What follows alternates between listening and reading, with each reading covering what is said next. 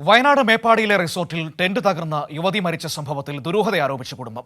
മലപ്പുറം എരഞ്ഞിമങ്ങാട് സ്വദേശി നിഷ്മയാണ് മരിച്ചത്. തന്റെ മകൾക്ക് മാത്രം അപകടം സംഭവിച്ചതിൽ സംശയമുണ്ടെന്ന് ഉമ്മ ജസീല പറഞ്ഞു.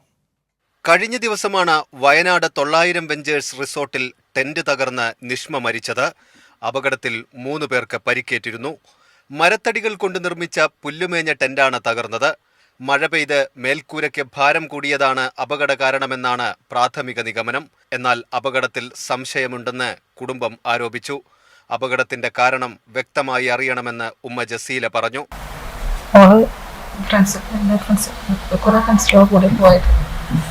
ഫ്രണ്ട്സുകൾക്കാർക്കൊന്നും സംഭവിച്ചിട്ടില്ല.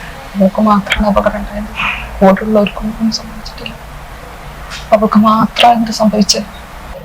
അവൾക്ക് മാത്രം എന്താ പറ്റിയ ഓർമ്മ വരുമ്പോൾ സംസാരിച്ചത് വ്യക്തമായിട്ടില്ലെങ്കിലും ഞങ്ങൾ ഫോൺ ചെയ്തിട്ടുണ്ട്. എന്നെ കേസുമായി മുന്നോട്ട് പോകുമെന്നും കുടുംബം വ്യക്തമാക്കി. നമ്മൾ തട്ടിത്തടഞ്ഞു വീണാൽ പോലും നമുക്ക് സ്ക്രാച്ച് സംഭവിക്കാം.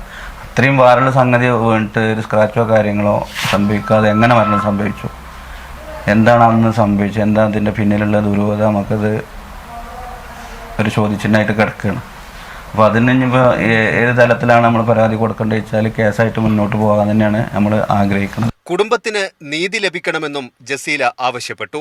സുരക്ഷിതമല്ലാത്ത ടെന്റിൽ താമസിപ്പിക്കാൻ അനുമതി ലഭിച്ചതിൽ സംശയമുണ്ടെന്നും നിഷ്മയുടെ കുടുംബം പറഞ്ഞു.